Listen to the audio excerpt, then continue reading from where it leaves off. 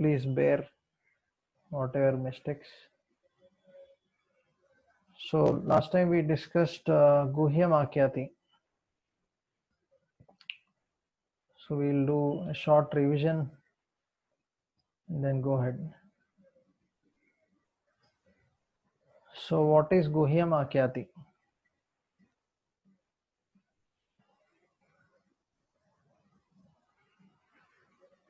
What is exactly Guhyam Akyati?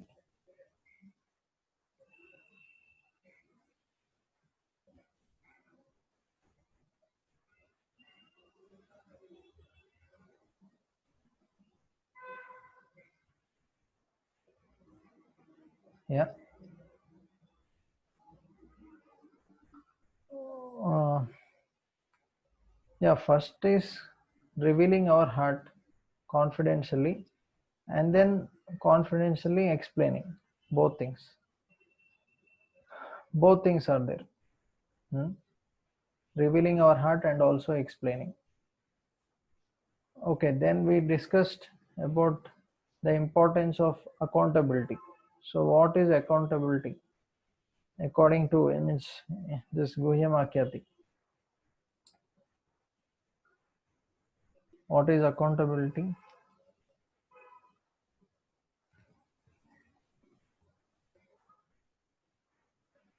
Uh, we discussed one definition.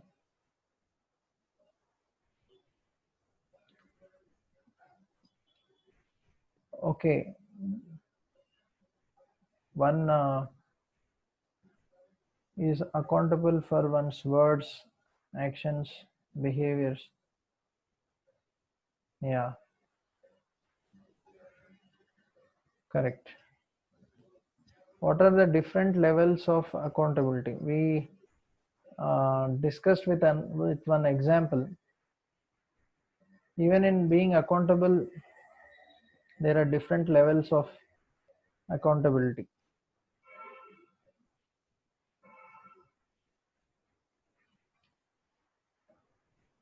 Like we were discussing how sometimes if somebody takes someone's vehicle and damages, so uh, in that we explained how somebody just returns without doing anything. Okay, this superior spears oneself, that is there are accountability to different types of people. Okay, how should we hear during Guhyam Akyati?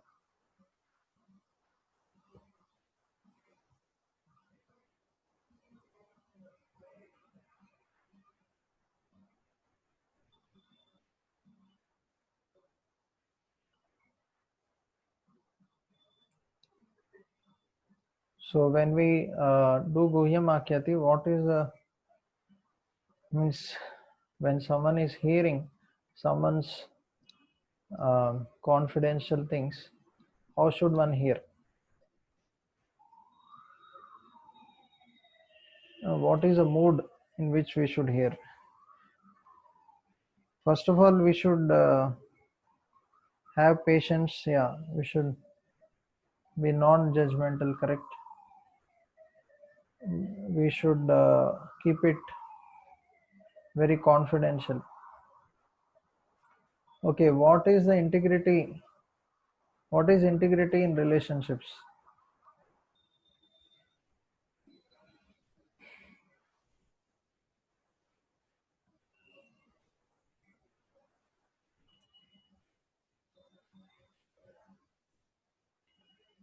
When we discussed what is the integrity which we should have while maintaining relationships.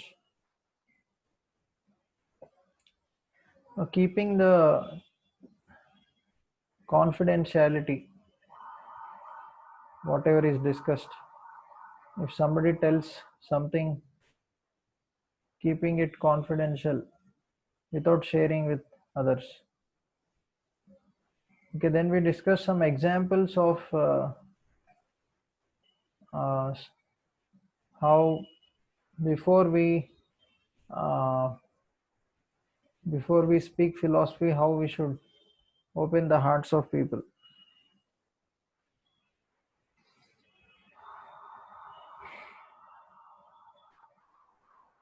We discussed two examples. How before we speak the philosophy, one should act in such a way that they open their hearts. What are those examples? We discussed about Lord Chaitanya, how he dealt with Sarvabhauma Bhattacharya and Prakashananda Saraswati. Okay, then what are the different things we can approach a counselor for? We discussed elaborately. There are different things for which we can approach a Bhakti Riksha leader or counselor. Yeah, what are those different things which we can approach for?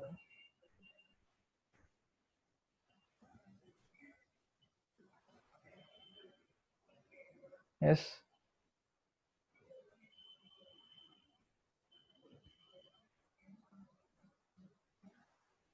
what we should not approach?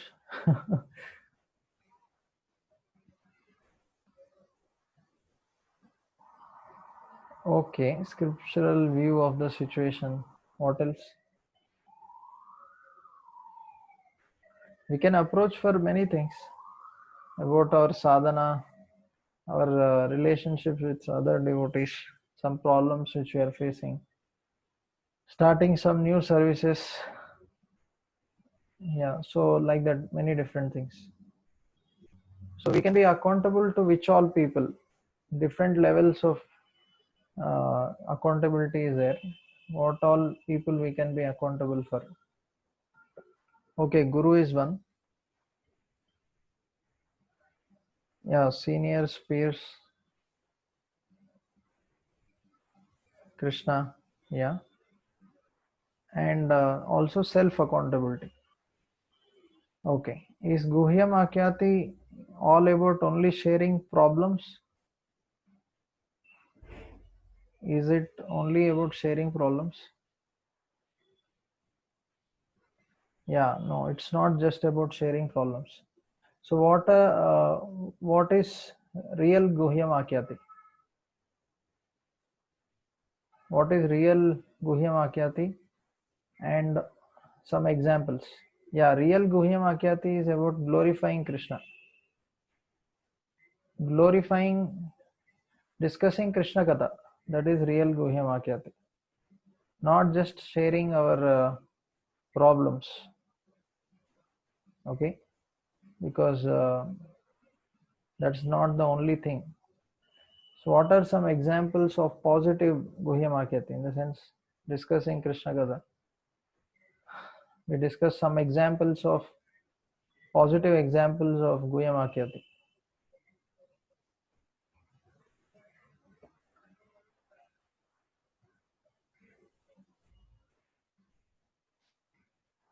Examples from scriptures.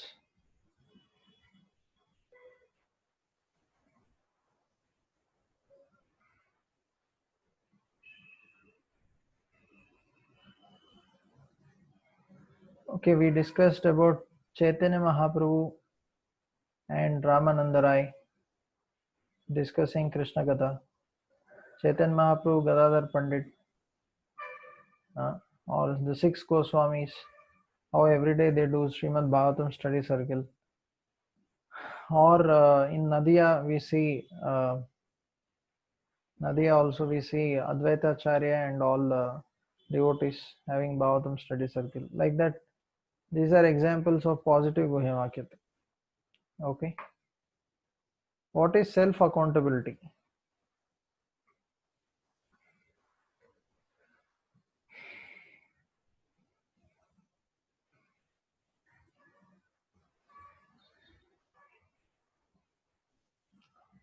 What is self accountability?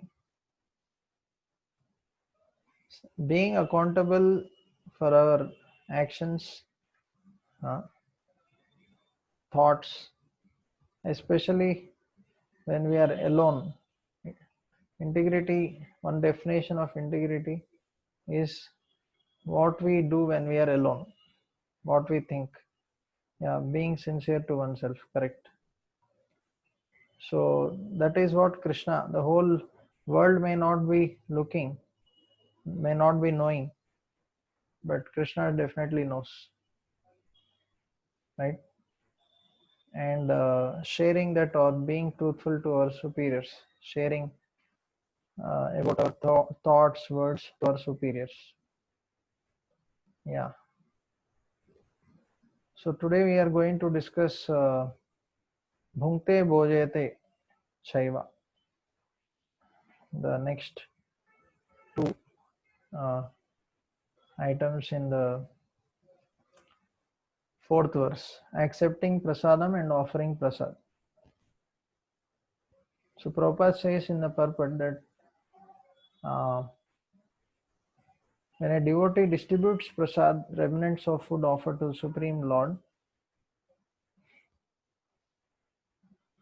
so in order to maintain our spirit of devotional service, we must accept this prasad as Lord's grace received to the pure devotees. We should also invite pure devotees to our home, offer them prasad, and be prepared to please them in all respects. This is called Bhunkte Bhojete Chaiva. So we should understand prasadam is the remnants of Lord. This is the nectar which is coming from the Lord's lotus lips. So we should be very grateful for receiving this. We know in the scriptures even there is that pastime of Mother Parvati also doing tapasya to get Mahaprasad. Once when Lord Shiva takes little Mahaprasad and starts dancing in ecstasy, Parvati also asks, but there is no Mahaprasad. So she performs a lot of austerity. Finally, Lord tells that she can be at Jagannath Puri, and there she will regularly be offered the prasad which is offered to Jagannath, Bimala Devi. So Prabhupada then mentions that we sometimes hold Hare Krishna festivals and we invite life members and friends to participate in the feasting by accepting prasad. Although most of our members come from higher ranks of society, they nonetheless come and take whatever little prasad we are able to offer. So sometimes, even though very rich people come to temple, but they are very happy to receive even a drone of khichdi. They feel this is something which is completely out of world. Very simple prasad. So prasadam is transcendental to the three modes. Definitely it has a different flavor, taste compared to all other materialistic foodstuffs. So that's why any materialistic person who takes this prasad, definitely he will see there is a lot of difference between outside food and prasadam. So by serving prasad, the servers get benefited, and those who are being served, they also get benefited. So Prabhupada then mentions that devotees should give up the company of yogis, gnanis, karmis, philanthropists, because their association doesn't help us to go back home, back to Godhead. And we should only associate with devotees so that we can achieve the goal of going back home, back to Godhead. So then Prabhupada tells how only human beings have the special prerogative to know and understand God. And they can only develop that love for the Supreme Lord. Other living entities, rarely we see like Gajendra and all, but or when Lord Chaitanya personally, interferes, like in Jharkhand forest. So that time he gave Krishna Prem to all animals, but in general only human beings. So that's why Prabhupada warns us not to waste this valuable human form of life and not associate with materialistic people nor accept their prasad. as Chaitanya Mahaprabhu warned us. Vishayare anna kaila dusthaiman. If one eats the food offered by non-devotees, then one's mind will become very contaminated. Once Radheshampur was telling that he went with His Holiness Navagendra Swami Maharaj to many big donors' houses. So they were bringing food, very opulent foods, sweets, and so many items. But Maharaj did not take even one of the items. And later he told to Radheshampur that I never accept prasad, this food which is cooked by non-devotees. He is very strict. Then Prabhupada talks about how one should avoid the food from Mayavadis or non-devotees. So Prabhupada says that there is no benefit in feeding a snake milk or bananas. The snake, it becomes more poisonous by taking this. So same way, one should not disclose the minds to serpent like Mayavadis and Karmis. It is best to avoid their association or avoid their invitations. Because knowingly, unknowingly, by associating, one develops the atheistic mentality like the Mayavadis. So the Lord's every activity is most pleasing. So even is eating the bhoga or horn, that is also most pleasing. So when the Lord sits to eat, we see in the Krishna's pastimes how all the Gopas, they also sit around him and they together take the prasadam. So we should be delighted in seeing the Lord honoring or taking the bhoga. Generally, conditioned souls delight in accepting food for themselves. They feel very delighted seeing all the foodstuffs. They want to enjoy for their own sense gratification. But devotees should be more enlightened, or they should be more happy in serving the Lord, serving the devotees rather than serving themselves. So in Krishna's pastimes, we see how sometimes the cohort boys, they say that they have brought some, every day actually they bring some nice foodstuffs to offer to Krishna, whatever Krishna likes, and they try to serve him the best of foods. And sometimes they tell Krishna that oh, please close your eyes and we'll feed you, and then they put a flower in his mouth. So there the Gopas are not doing sense gratification, in the sense it's not like any club meetings where people gather and try to eat nice foodstuffs. Whatever the Gopas are bringing, that is only for pleasing Krishna. Even the gopis, they try to make the best of butter in their houses so that Krishna will come and steal the butter from their houses. Otherwise, they are not interested in taking all the foodstuffs. They are never interested like that. So Radheshampur was telling that once when he went to a devotee's home in Chicago, so after he honored prasadam, they offered him a garland and sandalwood pulp on his forehead. So this is after washing the hands. So this is the standard which we see in Chaitanya Charitamrita. So these etiquettes are followed. So in Chaitanya Charitamrita especially, you will see how Lord Chaitanya Mahaprabhu and so many associates, they regularly engage in this pastimes of honoring prasadam. Lord Chaitanya personally would serve all the devotees, and sometimes he would serve so much prasadam and he would exactly serve what the devotee likes. or sometimes he would instruct other devotees to serve according to the devotees' likes. So Chaitanya Charitamrita actually is filled with all these wonderful pastimes of serving and honoring prasadam. So, but while serving prasadam, also there are many intricate principles involved. So, especially in Bengal, there they follow a certain pattern in serving the prasadam. Even serving also is a great science.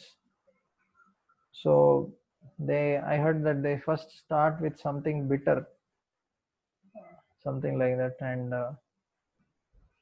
there is a particular order. I also don't know all that order, but I just heard.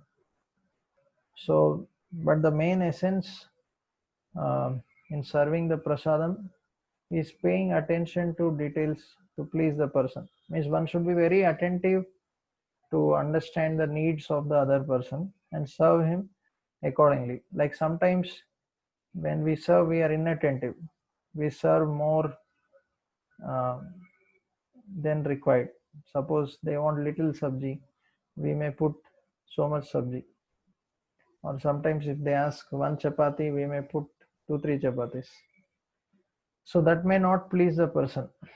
So we have to pay attention to details exactly as per the needs. So we see in Chaitanya Charitamrita, Advaitacharya every day used to serve all the devotees. And but once he felt that he wanted to exclusively serve Lord Chaitanya Mahaprabhu. So that day there were so many there was so much heavy rains that none of the other sannyasis or devotees could come. Only Lord Chaitanya could come. So Lord Chaitanya arranged situation like that because Advaita Acharya had such a great desire to serve him exclusively. So Chaitanya Mahaprabhu, while honoring the prasad, he says, "E sa Krishna aswadilo," that this sak is honored or it's taken by Krishna. So that should be the consciousness. Many times, actually, we are in the mode of passion. We don't even recite the prayers. We are just gulping down the prasadam, fatafat. So one should be very conscious that this is Krishna's prasadam, Krishna's remnants. This is the nectar which is coming from Krishna's lotus mouth. So this is non-different from Krishna. So that can be possible only when we are in mode of goodness. In mode of passion and ignorance, we forget actually, and we keep on just eating without understanding or without understanding the purpose. In the sense, we are meant to serve prasadam. In the sense, even while taking prasadam, we are meant to serve Krishna. We are not supposed to enjoy Krishna. A devotee likes to be enjoyed by Krishna, not enjoy Krishna. So when we serve Krishna, Krishna automatically gives enjoyment. That is not a problem. So we see Haridas Thakur, before he honored prasad, he used to offer obeisances to the prasadam. So respecting and glorifying the prasad is very, very important. So Lord Chaitanya Mahaprabhu is most happy that Krishna has tasted it even before he tasted it. So devotees' happiness is not in the item, but that this item is honored by Krishna, taken by Krishna. That is his happiness. But generally, our taste is more about the item and the taste which it offers to our tongue. So, but if we can honor the prasadam with proper consciousness, understanding that this is Krishna's mercy and this is how I can control my tongue and senses, as we discussed in Jiva Vegam. So Bhakti Siddhanta Saraswati Thakur, he used to even do pradakshina before honoring the prasadam. Sometimes he saw that some of his sannyasis were taking all the Mahaprasad. So he ordered that in all the Gaudiya Maths, the sannyasis should first serve the prasad and then they should honor the prasad. So, and while serving, we should never force the devotees. Sometimes we force too much. Means we can always request them that whether they would like to take something, but we should not force them, because then if they overeat and they sleep or they feel uncomfortable, then actually it is like offense, because if they uh, if they are disturbed or they don't like, so we should be careful not to unnecessarily force. So Srila Prabhupada initially used to sing Prasade Sarva Dukkanam Hani Rashopadayat. This verse is there in the Bhagavad Gita second chapter. Later this was introduced. Mahaprasade Govinde Namo Brahmani Vaishnavi, those verses. But anyway, we should recite those verses before honoring prasadam very consciously. Sometimes we recite only half of the prayers and start, or sometimes we forget only. So as I said, if we can at least come to mode of goodness, then we will be able to honor the prasadam respectfully. So prasadam, actually Prabhupada, we see in the initial days how he won the hearts of all the hippies by serving them prasadam. So he personally would get all the vegetables, ingredients. He would cook all the big feast, not 1-2 items also. There were so many items. And also he used to serve unlimitedly. Sometimes some hippies used to take 20 chapatis. Can you imagine how much? And later clean the place, wash the pots, everything Prabhupada used to do. So Prabhupada was an expert cook. So one of the what we call duties of a teacher or a preacher, that he should also know basic cooking at least, because if someone is sent to some place, nobody is there to help, then the preacher themselves can cook and serve prasadam to the people who come for the programs. So Prabhupada not only cooked, but he also taught many disciples how to cook different items right from beginning to end. So actually in the West, there are many devotees who have these cooking classes, and through that classes they introduce Krishna consciousness to many people, slowly. So this is a nice way of introducing Krishna consciousness. Actually, even many of us, we also get attracted in the beginning by prasadam, because we feel that this is something different, very tasty, something completely different from the normal food. So even in ISKCON, that's what many devotees got attracted by. And sometimes even when devotees wanted to leave the association, so Prabhupada used to keep outside, means in the entrance of the temple, a jar of gulab jamuns. So once one devotee was leaving and he thought, let me take some prasad before I leave. So after taking some gulab jamuns, he felt, oh, such nice gulab jamuns, I will never get again. So he was so attached to prasadam, he thought, okay, let me continue. Although there is some difficulty in the association, but let me continue, tolerate. So So food is something which everyone in this world can be connected to. Even somebody is atheist, Mayavadi, or completely against Krishna consciousness. When you serve them prasadam, they will start appreciating.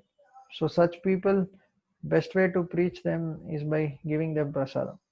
Sometimes we need not even tell that it is prasadam, because sometimes people don't take if you say this is prasadam. So by just appreciating them, they will surely make lot of advancement. So prasadam, serving and honoring prasadam is a very important medium of expressing love. So in Chaitanya Charitamrita we see how Advaita Acharya, Sachi Mata, and Raghav Pandit and her sister Damayanti, Jagannath Pandit, all these devotees, they serve Chaitanya Mahaprabhu prasadam with so much love, and they cook so many items. Sometimes the Lord honors that prasadam after months, and still by the mercy of the Lord, that prasad remains as tasty as before, and Lord appreciates everyone's cooking. Uh, so what is Lord exactly looking for? He is looking for the love of his devotees. So even amongst the devotees, serving and honoring prasadam is a nice exchange of love. So as Shampra was telling, we have to learn cooking, not just we give what someone else has cooked. So I heard one pastime that Prabhupada, when he went to one temple, one of the leaders of their temple left ISKCON. So all the devotees were in complete distress. So Prabhupada personally went to the kitchen and he personally cooked prasadam for all the devotees in the temple. So the devotees were so enlivened, so happy. They even remember after many, many days. So cooking and honoring prasadam is a nice way. So Radheshampur was telling why generally people are attached to their mothers is because she cooks and she serves. So people become attached to the mother. So the best way we can uh, reciprocate with the love offered by mother, Radheshampur was telling, is by becoming good devotees. So there is one book written by one devotee, Taru Prabhu, Confessions of a Prasadam Addict. So he mentions there that in the heightened ecstasy of having smelt and tasted Krishna Prasad, even the most degraded persons experience factual samadhi. Actually, uh, they, especially the hippies, they were totally in the modes of ignorance and passion. So Prabhupada also many times used to say to the government officials that, see, in your city so many people are committing so many sinful activities. So in order to stop that, you are trying many ways, but it is not stopping. He said, I have the solution for stopping all these sinful activities. You call all the people in a hall, city hall, and I will do kirtan, and then we will serve prasad. Then gradually people will get purified, and they will stop performing sinful activities. So Prabhupada had that faith that this Krishna Prasad and Krishna's holy names can surely transform the people. That's what happened in the beginning days. So Krishna conscious, Prabhupada used to say, is kitchen religion. So we should be eager to serve, not just eager to eat. So this is the culture of the spiritual world in serving. In spiritual world, everybody wants to serve. Nobody wants to enjoy themselves separately from Krishna. So in one lecture I was hearing, His Holiness Radhanath Swami Maharaj was asking devotees, in which do we find greatest joy, in serving or in eating or honoring prasad? So more than honoring, one should be eager to, means the greatest joy lies in serving prasadam. So one should try to serve devotees. This is how one can develop loving relationships among the Vaishnavas. So what kind of prasadam we should feed each other? Basically, it should be sattvic, in mode of goodness, so that it helps the devotee. Otherwise, foods which increase mode of passion, ignorance is not good. And individual devotees may have different tastes, different likes, that is there, but we should always be conscious that we are cooking first for Krishna and offering it to him, and then later for devotees. So but we can be conscious also about devotees, especially when we are cooking for spiritual master or some exalted senior devotees, because everyone may have their needs according to their body, nature. So one should be conscious of those needs, particular needs also. So Radheshyam was telling that a preacher should have always these three things: prasadam, Prabhupada books, and holy name. So these are the three weapons which we can give to the conditioned souls. So our every interaction with the people in this world should make them advance in Krishna consciousness. So that happens. So whenever we go out also, we can try to carry some little prasadam, because sometimes we see so many beggars, so many people asking us something. So instead of giving them money, best is to give them prasadam. So because if you give them some money, they may misuse, they may take cigarettes and other things, they may purchase those things. So we can carry some dry prasadam, simple dry prasad, by which such people get benefited. And we need not be proud that in the sense they are poor and we are rich, something like that.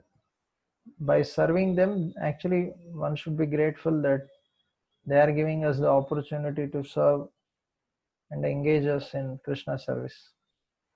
So that should be the attitude while giving prasad to someone. So this completes the this bhungte bhojete chaiva. Now we'll go to the fifth shloka.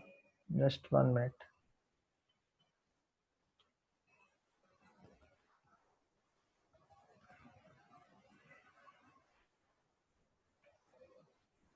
So the fifth shloka talks about the three types of devotees and how should we associate with the three different types of devotees which we come across in our lives.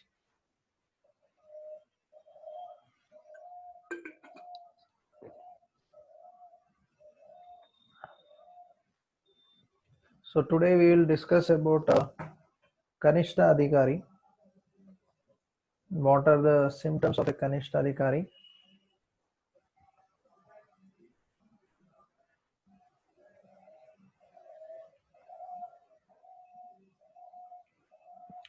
So we'll recite this verse. Krishneti yasya giritam manasandriyeta dikshasti chet pranitibhischa bhajantamisham shushraya bhajana vignam ananyamanya nindadishunya hridamipsita sangalabdya. One should mentally honor the devotee who chants the holy name of the Lord Krishna.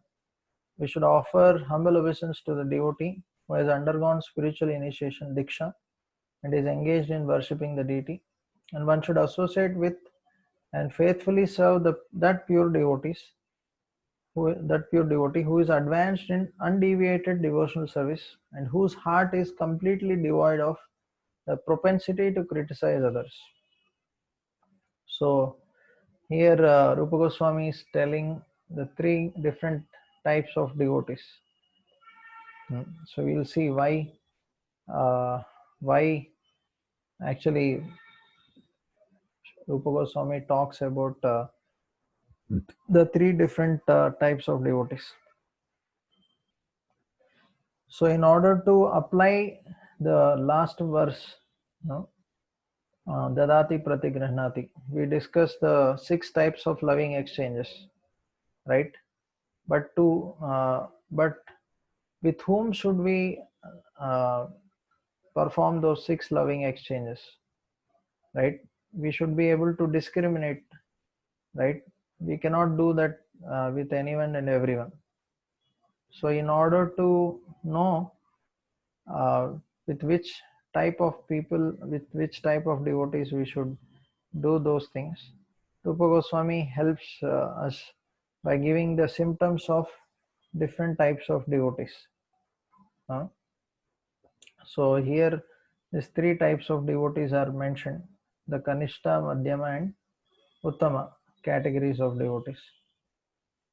So by understanding that, then accordingly we can behave with all this.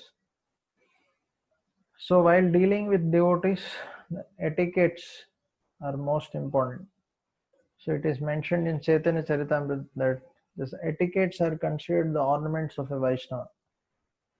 So generally in the material world, people try to decorate themselves with jewelry and all to attract others. But what are real ornaments for a Vaishnava? They are Vaishnava etiquettes. So if a devotee actually exhibits proper Vaishnava etiquette, so that actually makes him beautiful. So just like a rich man, he has he we can know that he is rich by certain symptoms. He may have a very rich means posh watch, costly car. Same way, a poor man or a diseased man also has certain symptoms by which we can understand. So same way, a Vaishnava is also known by certain symptoms, so that we can easily distinguish who is a Vaishnava and who is not a Vaishnava. So generally, in the material world, many times people talk about equality, and that is true. Even in spiritual platform, everyone is equal on the platform of soul. But at the same time, we have to deal with different people differently, because although everyone is soul, but in the material world we see that everyone has a material body. So there are some external differences and we cannot deny them. So we cannot go and embrace a tiger. We have to keep distance. So in the Bhagavad Gita we see the definition of a learned pandit. This Vidya Vinay Sampanne Brahmane Gavi Hastini Suni Chaiva Sapakecha Pandita Samadarshina. A learned man is one who sees the Brahmana, a cow, a dog eater, everyone equally, in the sense because he sees everyone as souls. He doesn't see them uh, with their external bodies. But that doesn't mean that uh, we have to treat everyone the same way, because everyone, although they are souls, but they behave differently because of their different gross bodies. So like if a dog starts barking, then we may have to show a stick. So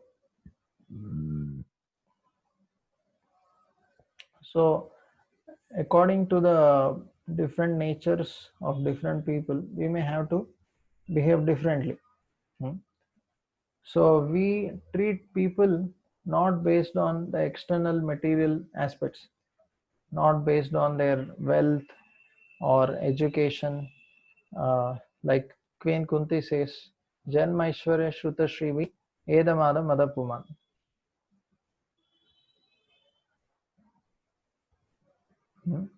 So we'll discuss the doubts little later. So in the Vaishnava circle, we should not see or differentiate based on externals. As Queen Kunti says, Janma Ishwara Shruta Shrivi means we should not discriminate based on education, birth, uh, beauty, wealth, all these things. But unfortunately, sometimes even devotees are impressed by these things. If somebody, for example, is from IIT or IISc Bangalore, so people are impressed. Oh, he's from IIT. So, but we should understand that just being IIT doesn't mean that they are devotees. Sometimes even devotees, there are very humble devotees even in IIT, but sometimes even there may be devotees who studied in IIT. They may be very proud of having that degree. So we cannot judge people, but in the sense we should not go by these external things. Our respect or our we should not differentiate based on these external things, because if we too much differentiate based on these things, then we also will become materialistic. That means we are also hankering for such things. If you too much differentiate based on these things, Janma Ishwara Shruta Shrivi. But unfortunately, like Bhakti Tirtha Swami Maharaj, we see in that pastime, initially he complained to Prabhupada how devotees were commenting that he is black. So such things sometimes happen even in the association of devotees. So this is all because of bodily consciousness. We too much identify only with this body. But what we should exactly look for in the association, that is very, very important. Because uh, if we only see the externals, we only will remain external devotees, superficial devotees. So we should look for Krishna consciousness in devotees. How much a person is attached to Krishna, how much eagerly he is serving Krishna, how strictly he is doing his sadhana, uh, how he has wonderful Vaishnava qualities. So these are some of the things which we should look for.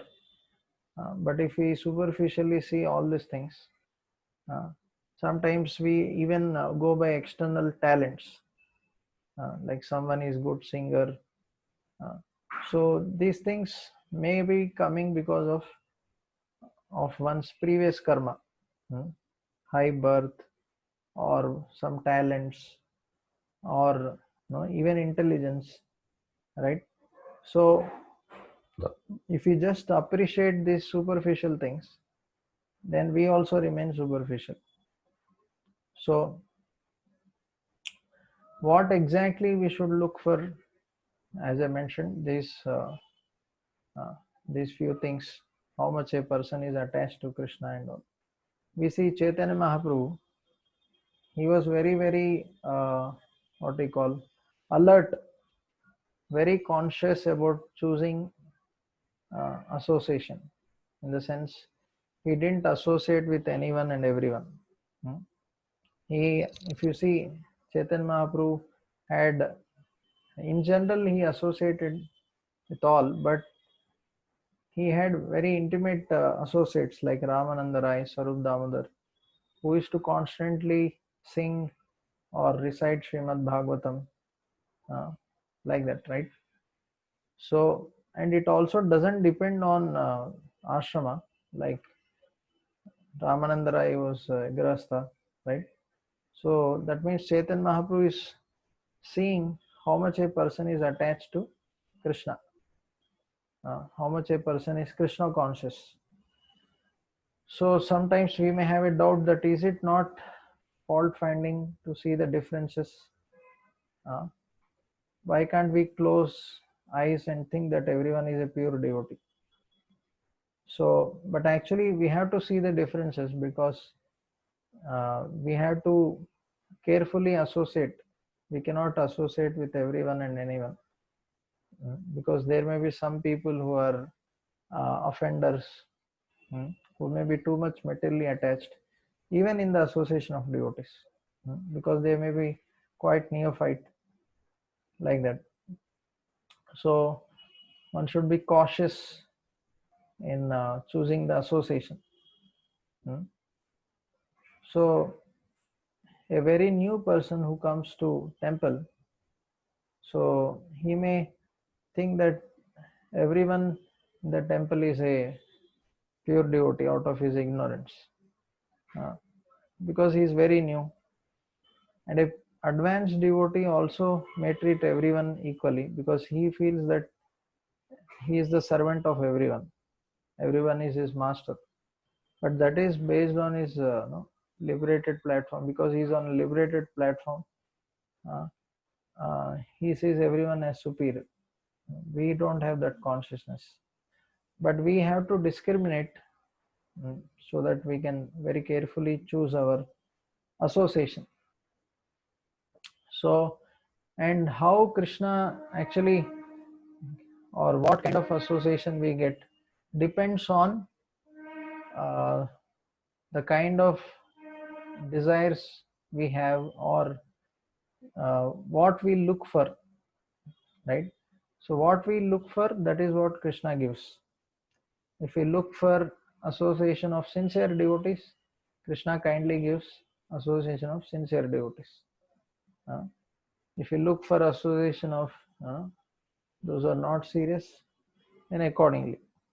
So we know actually Krishna plays a very active role in the lives of devotees as super soul.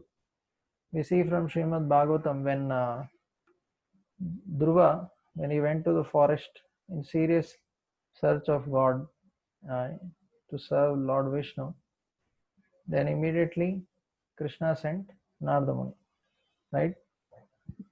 When Parikshit Maharaj, when he was cursed and when he wanted to hear sincerely, immediately Krishna sent Sukadeva Goswami, right? So this is super soul network. So Krishna actually arranges in our lives devotees according to our desire. How sincerely we are looking for good association, how sincerely we want to practice. Accordingly, Krishna arranges different devotees in our lives.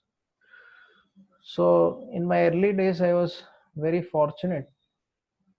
Even now, I'm fortunate, but um, I was very fortunate to get association of different devotees who actually influenced my life, or helped me to practice Krishna consciousness very seriously.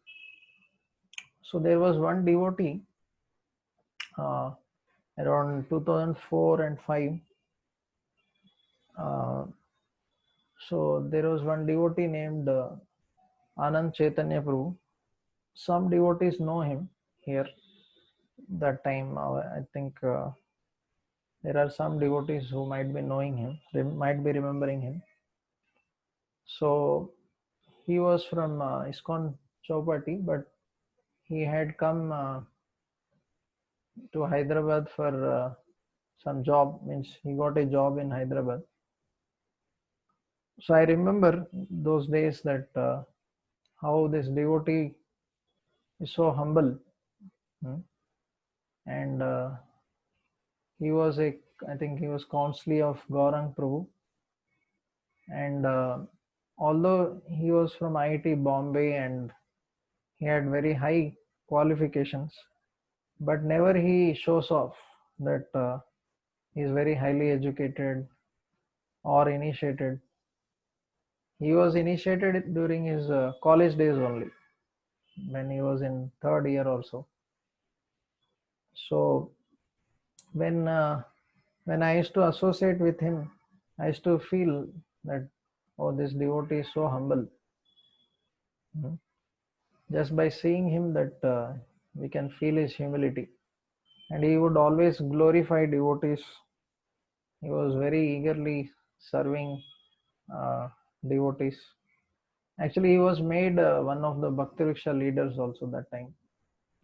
I remember many devotees were uh, now Bhakti Riksha leaders.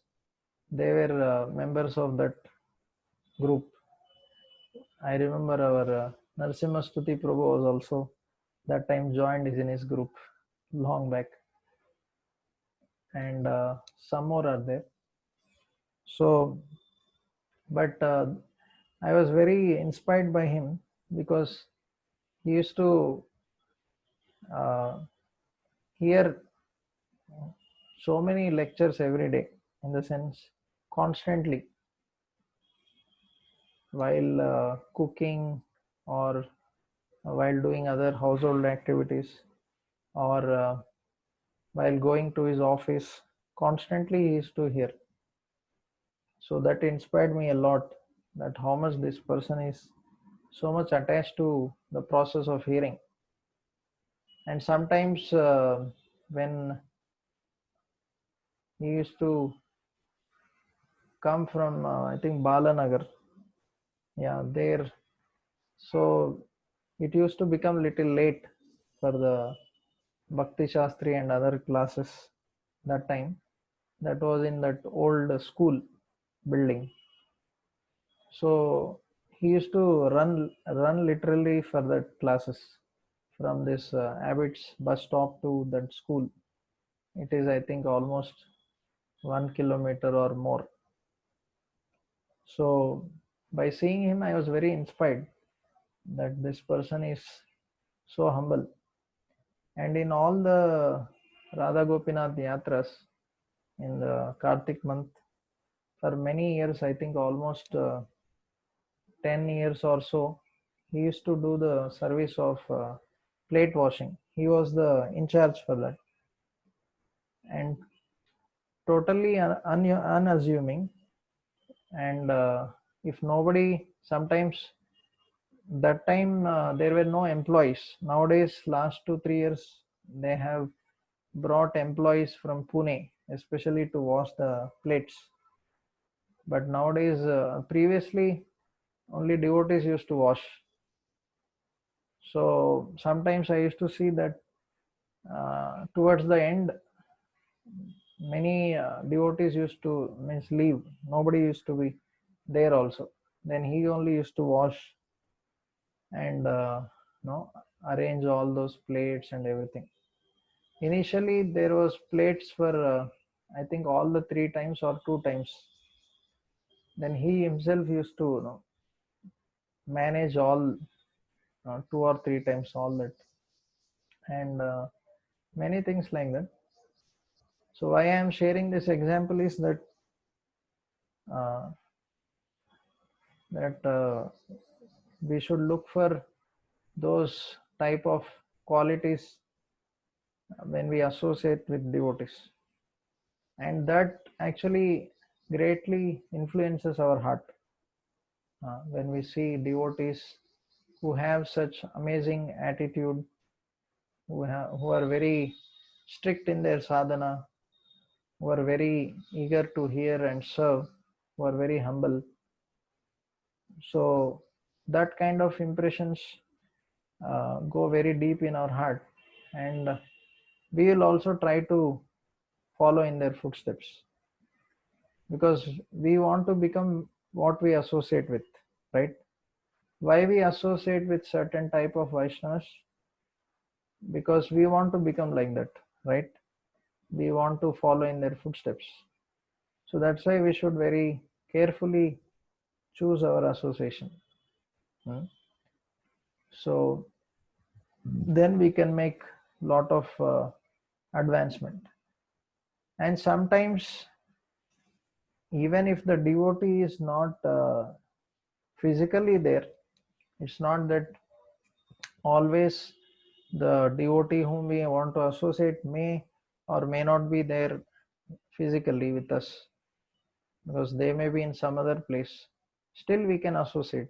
In the sense, one nowadays with social media we can always associate, but we can always uh, you know, try to discuss on and off, and also remember their qualities or what they discussed with us in the past. So like that we are always actually associating with them. So the Vaishnava literatures, they warn us not to associate with the non-devotees, especially Mayavadis, Atis and Stri Sangis, or Dharmadvajis, or pretenders like Sahajiyas. Especially the neophytes or new people, they don't know the difference between devotee and all these people. Sometimes they think that everyone is same. Going to ISKCON is also same. Going to other organizations also, they may feel it is same because they don't know exactly. So especially in the initial days, one should be very careful. Otherwise, one may be distracted like that. So in the association, when we meet different devotees, if we see that a devotee has a strong tendency to criticize others, it is better to keep distance from them. Sometimes, even though they may be very senior in terms of their practicing Krishna consciousness from many years, still, if they have all these wrong tendencies, then it is better to keep distance from them. We can respect them, but we should keep distance from them, like that. So, but many people, they don't understand this, and they associate with them, and they also get influenced. So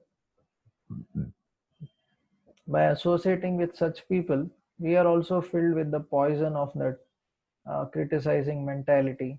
Sometimes if you associate with people who too much criticize, you will see that you also will develop such mentality, and especially towards those people whom they criticize. Suppose somebody criticizes some gurus and all, if you hear that blasphemy, then when we see that gurus or some seniors, then immediately those things come in our mind. So that is very dangerous. That is actually offense. That is first offense, to blaspheme the devotees who have dedicated their lives. So immediately we should leave that place, or argue with that person, or better, or we can defeat that person. Otherwise, better leave that place. So uh, we should not open our heart to people who can cause damage to our tender Bhaktilata beach. So, because if we associate with those who are not qualified, then our tender Bhaktilata beach may be even uprooted, like the Hatimata offense with Chaitanya Mahaprabhu talks. So we should try to associate with those who have good character.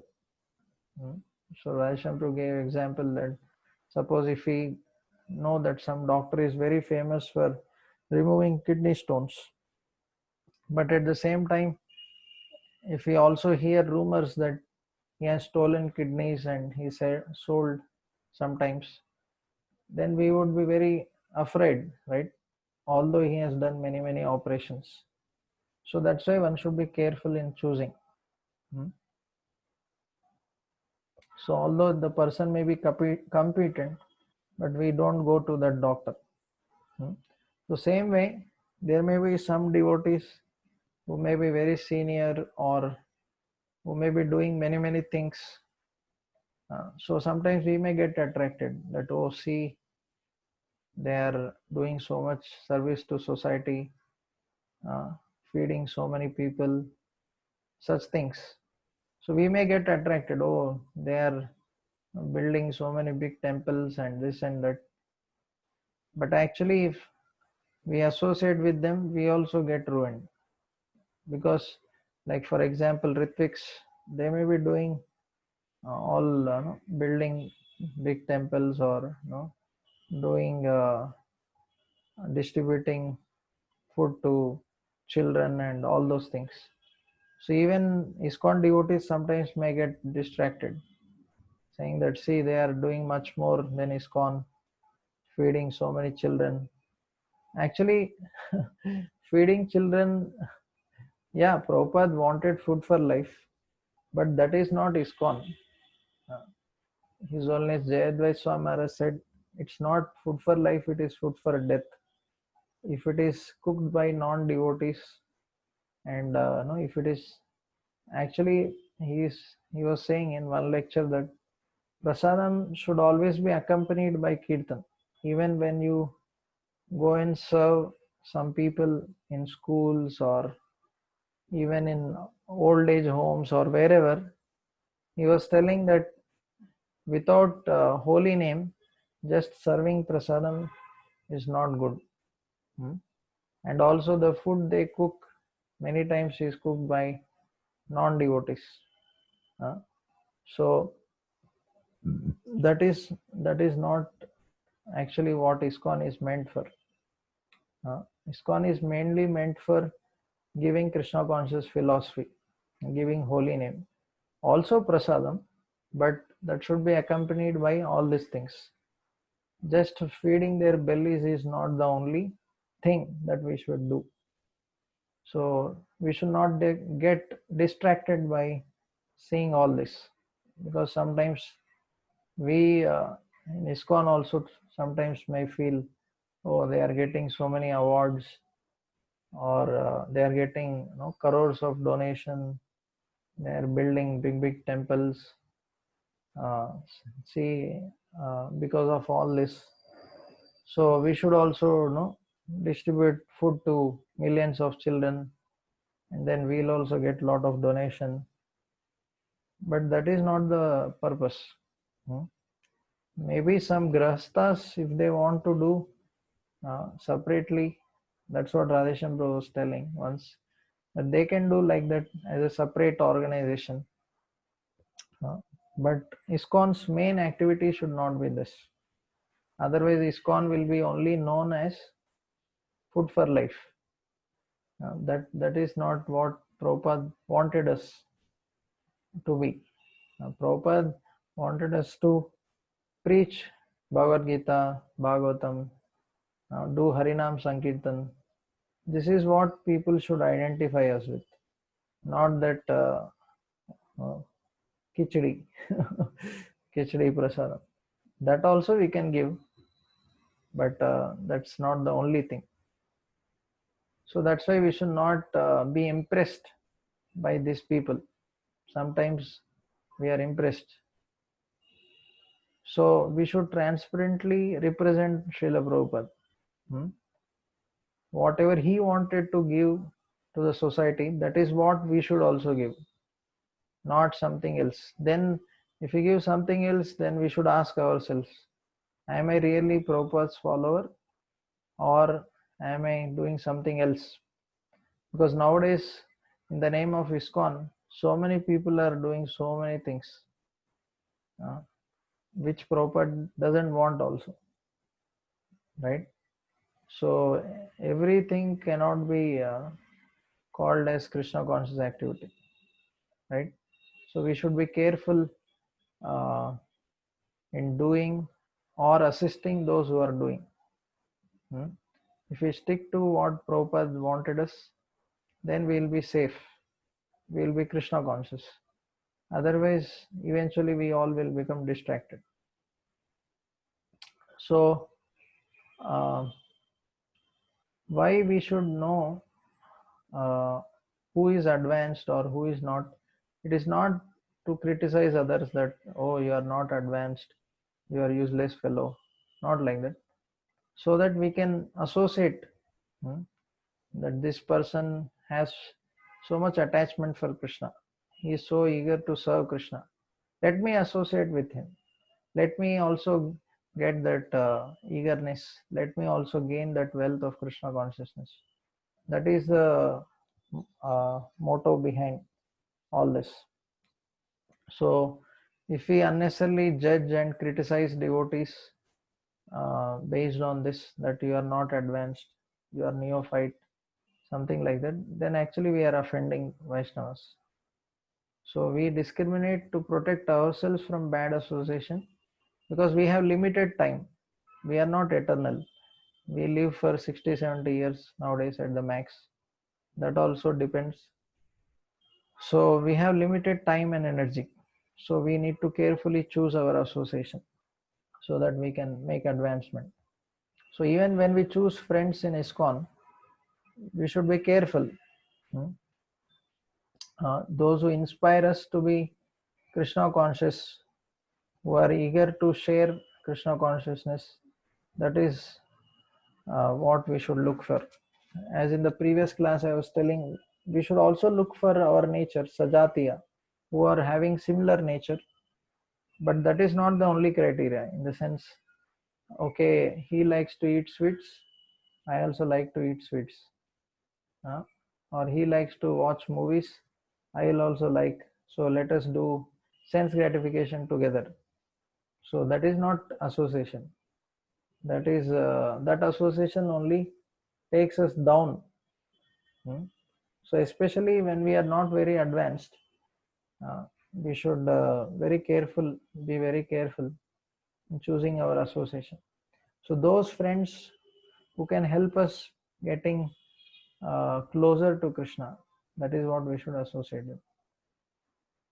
So a Kanishtadhikari, Prabhupada says that is a neophyte who has received Harinam initiation from spiritual master, and he is trying to chant the holy name. So such a person, Prabhupada says, we should associate with him in our mind. We should respect him in our mind. So we'll explain that. And a Madhyamadhikari is one who received spiritual initiation. Okay.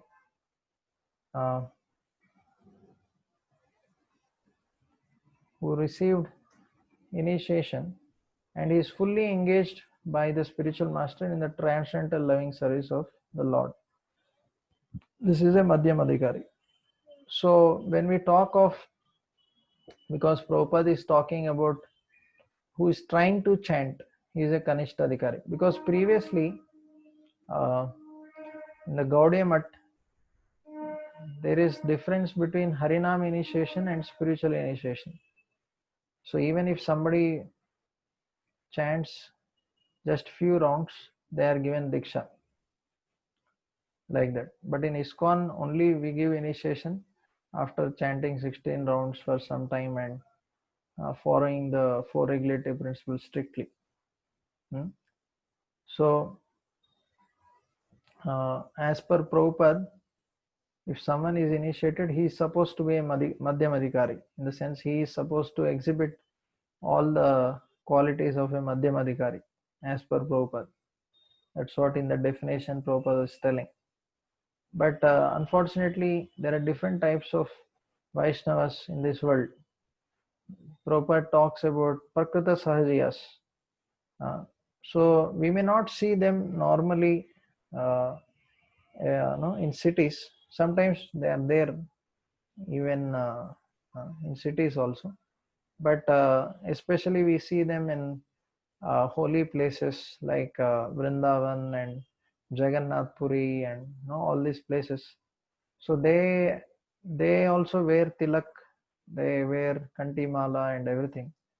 They also may chant Hare Krishna or different other mantras, but they are only doing it for sense gratification. In the sense, they are still attached to women, money, intoxication, all such things. So they are not purified. So we should be careful not to associate with them, but we can respect them in our mind. So those who are very innocent, they may just be carried away by such bad association, thinking that they are also devotees. So especially in the initial days, one should be very careful. Otherwise, one may easily get carried away. Okay, so who is the second class devotee or Madhyama Adhikari? Who are initiated and seriously carrying out the orders of the spiritual master. So then Prabhupada says that the Krishna conscious movement is giving a chance to everyone without discrimination of caste, creed, or color. Everyone is invited to join this movement, sit with us, take prasad, and hear about Krishna. So we see in ISKCON devotees from all over the world, black, white, even Pakistanis, right? Africans, Australians, Americans, Chinese. Uh, Especially if you go to Mayapur during some festival, you will see all types of Vaishnavas. So this is the glory of ISKCON. Uh, from this we can understand that how ISKCON is beyond any caste, creed, and nations, and this is what uh, the society should learn from. In the sense, in ISKCON we can see real equality. So one should not remain a Kanishtadhikari who is situated on the lowest platform of devotional service and who is only interested in worshipping the deities in temple.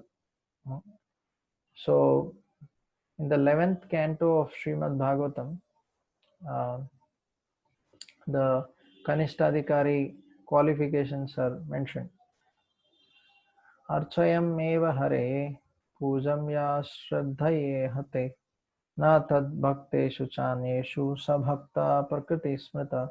A person who is very faithfully engaged in the worship of deity in the temple, but who does not know how to behave towards devotees or people in general is called a Prakrita Bhakta or Kanishtadhikari. So people may come to pray or offer flowers to deities, but they don't have any conception of devotee. We see so many visitors coming. So they are like Kanishtadhikaris. So in the 11th canto, this Maharaj Nimi asks this question. So there he says, what are the natural symptoms by which I can distinguish between the most advanced, the middle level, and the neophytes? What are the typical religious activities of a Vaishnava? How does he speak?